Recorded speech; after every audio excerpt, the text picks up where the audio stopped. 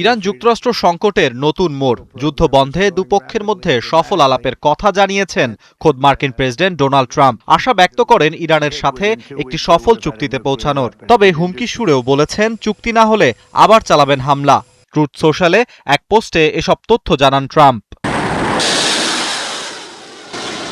গত 2 মাসেরও বেশি সময় ধরে চলা যুদ্ধ বন্ধে 1 পৃষ্ঠার একটি সমঝোতা স্মারকে সম্মত হওয়ার কাছাকাছি পৌঁছেছে যুক্তরাষ্ট্র ইরান। ট্রাম্প প্রশাসনের এক কর্মকর্তার বরাত দিয়ে এ তথ্য জানিয়েছে মার্কিন সংবাদ মাধ্যম এক্সিওস।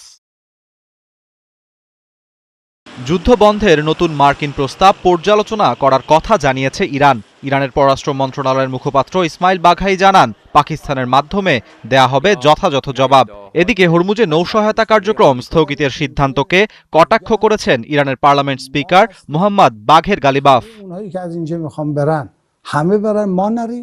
এদিকে সম্ভাব্য ইরান যুক্তরাষ্ট্র চুক্তি নিয়ে উদ্বিগ্ন তেল আবিব। ইরানের ক্ষেপণাস্ত্র, পারমাণবিক ইস্যু কিংবা প্রক্সি নেটওয়ার্ক বন্ধে কোনো আশার আলো দেখছে না তেল আবিব। যুক্তরাষ্ট্রের সাথে দ্রুতই পূর্ণ যুদ্ধবিরতিতে যেতে এবং অবিলম্বে বাণিজ্যিক জাহাজগুলোর জন্য হরমুজ খুলে দিতে ইরানকে চাপ দিয়েছে চীন। চীনের রাষ্ট্রায়ত্ত সংবাদ মাধ্যম এ তথ্য নিশ্চিত করে। অন্যদিকে লেবাননে ক্রমাগত যুদ্ধবিরতি লঙ্ঘন করে চলেছে ইসরায়েল। লেবানন জুড়ে ইসরায়েলের বোমা হামলায় অন্তত 13 জন নিহত হয়। ইসরায়েলি সেনাবাহিনী আইডিএফ জানিয়েছে তারা হিজবুল্লাহর এক শীর্ষ কর্মকর্তাকে লক্ষ্য করে এ হামলা চালায়।